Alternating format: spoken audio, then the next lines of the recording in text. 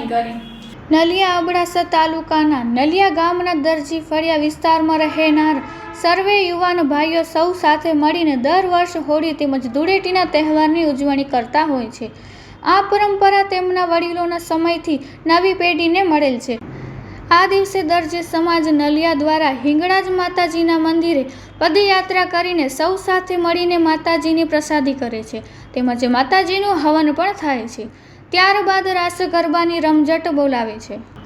સૌ સાથે મળીને મહાપ્રસાદનો પણ લાભ લે છે। ખાસ બાબત એવી છે, એ જ દિવસે પાકિસ્તાનમાં આવેલ હિંગળાજ માતાજીનું મંદિર જે મૂળ સ્થાન છે ત્યાં પણ એ જ દિવસે માતાજીની પહેરી થાય છે અને પાટોત્સવની ઉજવણી કરવામાં આવે છે।